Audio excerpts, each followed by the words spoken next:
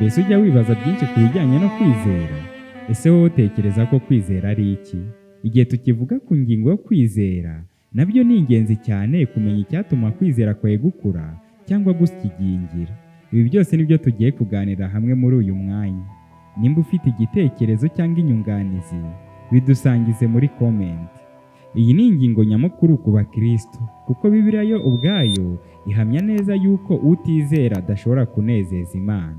Ibyo tubibona mu Baheburayo igice cya 11 umurongo wa 6, havuga ngo ariko utizera ntibishoboka ko ayinezeza, kuko uwegera Imana akwiriye kwizera yuko iriho ikagororera abayishaka.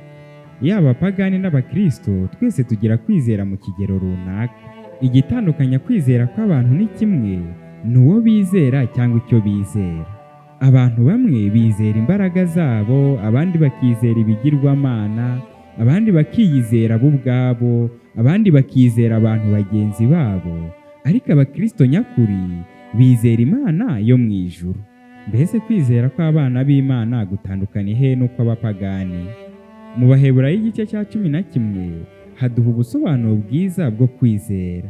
Haravuga ngo kwizera ni ukumenya rwose ibyiringirwa udashidikanya ko bitazaba, kandi niko kuduhamiriza ibyo tureba ko ari iby'ukuri. Ingingo hano ebyiri z'ingenzi ni ibyiringirwa ndetse n'ibyo tureba. Mbese ibyiringirwa hano baba bavuga ni ibihe? Ibyiringirwa biva ku nshinga kwiringira. Iri jambo muri Tito igice cya 2 umurongo wa 13 hari icyo yabivuzeho. Yaragize ati, dutegereje ibyiringiro by'umugisha ari byo kuzaboneka k'ubwiza bwa Yesu Kristo, ari we Mana yacu ikomeye n'umukiza watwitangiye kugira ngo aducungure mu bugome bwose, kandi yuhagire abantu kugira ngo babe ubwoko bwe bwite bugira ishyaka ry'imirimo myiza. Mu magambo makeya, ibyiringiro byacu ni Yesu Kristo. Uko Bibiliya yanditse guhera mu itangiro kugeza mu byahishuwe, haduha ishusho nziza y'ibyo dukwiriye kwizera. Bibiliya tuyivuze mu ncamake duhereye mu itangiriro, duhera ku Uwiteka ari umuremyi. Bibiliya ubwayo iduha ubusobanuro bwinshi n'impamvu zifatika zatuma twizera yuko Uwiteka ari umuremyi. Ariko ntibigera aho ngaho gusa, ahubwo hanagaragara no gucumura k'umuntu ndetse no gucungurwa kwe. Bibiliya ntirekera aho ngaho ku gucungurwa k'umuntu gusa, ahubwo hanagaragara n'isi nshya ariyo paradizo, ariyo bihembo by'abera bazaba baremeye gukurikira Yesu Kristo. Mu magambo make icyo Bibiliya itubwira ni uko Imana ari umuremyi, ndetse Kristo ubwe akaba ari n'umucunguzi wacu dukwiriye kwizera, kuko ari we watambiwe ibyaha byacu, ndetse igasoza itubwira yuko umwizera wese atazarimbuka, ahubwo azahabwa ubugingo buhoraho. Kwizera gutandukanye n'amarangamutima. Inshuro nyinshi abantu iyo bafashijwe n'ibibwirizwa cyangwa amagambo yabakoze ku mutima babwiwe n'abandi bantu ku byerekeye iby'Imana, hari igihe bavuga yuko ari bwo bagize kwizera. Ariko ibi ngibi ntago ariko bimeze. Kwizera gutandukanye cyane n'amarangamutima. Igihe abana ba Isiraheli bari bamaze kwambuka inyanja itukura, bagize amarangamutima maze Mose atera hejuru indirimbo, bose bararirimba. Uwari kubareba muri icyo gihe yari kuvuga yuko abo bantu bose bafite kwizera, kandi kwizera kwabo kuri mu kigero cyo hejuru. Ariko ibyo siko byari biri, kuko ayo yari amarangamutima atewe n'ibyo babonye. Nyuma y'iminsi 3 yonyine bari kugenda mu butayu, byagaragaye yuko bya bindi bitaro kwizera ahubwo yari amarangamutima. Bananiwe kwizera yuko Uwiteka wabambukije inyanja n'amaguru ashobora kubaha amazi bari mu butayu. Igihe cyose utarahura n'ikigeragezo, ntabwo ushobora kumenya urugero rwo kwizera ufite uko rungana. Nyuma y'ibyumweru 2 cyangwa 3 urebye umwana, ushobora kumenya nimba yarananutse cyangwa yarabyibushye cyangwa yarakuze, ukabona impinduka zamubayeho. Ariko ntibishoboka yuko umunsi ku munsi, isaha ku isaha ushobora kureba impinduka ngo uzibone. Ibyo ni nako bigenda ku kwizera.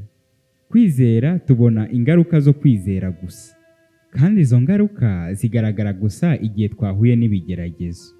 Nta gipimo umwana w'umuntu ashobora kugira gipima kwizera uko kungana. Uwiteka niwe wenyine ufite igipimo cyo kumenya kwizera kwawe uko kungana. Icyo tumenya gusa ni uko dufite kwizera, maze tugaterwa umwete no gusaba yuko kwizera kwacu kwakomeza gukura. Mu magambo makeya, kwizera si ikintu gifatika, ahubwo ni inyifato ivuka kubw'umurimo wa Mwuka Wera. Hari ibintu by'ingenzi cyane bishobora gutuma kwizera kwawe gukura kukagera ku kigero cyo hejuru cyane. Icya mbere muri ibyo bintu bitatu by'ingenzi ni ukutagira ubwoba bw'ahazaza. Abantu benshi dufite ubwoba bw'ibizatuba hejuru. Ubu bwoba uko bugenda bukura niko bugenda bubyinagaza kwizera kwacu. Dusigara tutakizera yuko Imana ishobora byose, ahubwo tukibwira yuko ari twebwe dushobora kugena byose. Nimba rero ushaka kwizera kwawe ko gukura, shyira iby'ejo hazaza mu biganza by'Uwiteka, wite ku nshingano zawe nk'igisonga gusa. Ikintu cya kabiri gishobora gukuza kwizera kwawe ni ukudahora muri jugujugu, ukagira umwanya utuje wo gusabana n'Uwiteka. Gushyira umutima wawe n'intekerezo zawe hamwe nk'umwana uri mu gituza cya se ni uburyo bwiza bushobora gukuza kwizera kwacu. Igihe mu mutima wawe amajwi yose y'iby'isi yacecekeshejwe, tuba duhaye karibu ijwi ry'ijuru kugira ngo rituvugishe, maze twumve icyo ridushakaho. Mu gutega amatwi ijwi ry'Uwiteka harimo imbaraga ikuza kwizera k'umuntu. Indi ngingo ya nyuma y'ingenzi cyane ni ukwitegereza ibyaremwe. Kubyitegereza si byo by'ingenzi, ahubwo amasomo dukura mu byaremwe niyo y'ingenzi. Kuko Yesu yakundaga kwitegereza ibyaremwe, igihe yabonaga abantu bahangayikiye ibyo kurya n'ibyo kunywa, yabahaye urugero rwo ku nyoni. Arababwira ati, mbese mujya mwitegereza inyoni? Ntigira umurima, ntibiba cyangwa ngo isarure, ariko ibeshwaho n'ikiganza cy'Uwiteka. Ntiyarekeye aho, ahubwo n'igihe yabonaga bahangayikiye ibyo kwambara, yababwiye iby'ururabo. Ababwira yuko nta muntu n'umwe wigeze urimba nk'akarabo na kamwe ko ku musozi, kandi utwo turabo tukaba turimbishwa n'Uwiteka. Ubu bwari uburyo bwiza bwo gukomeza kwizera kwabo, yuko Uwiteka ari gutanga byose. Nshuti muvandimwe, ndagusaba ngo ufate umwanya utekereze ku mirimo n'ibitangaza Uwiteka yagukoreye mu bihe byashize. Kwibagirwa imirimo n'ibitangaza Uwiteka yadukoreye mu buzima bwacu ni intwari ikomeye Satani akoresha kugira ngo acogoze kwizera kwacu. Fata urupapuro maze wandike ibintu bitangaza 10 Uwiteka yagukoreye mu minsi yashize. Senga Imana uyishimira yuko ari ishoboye byose kandi ariyo yagukuye muri ibyo bigeragezo.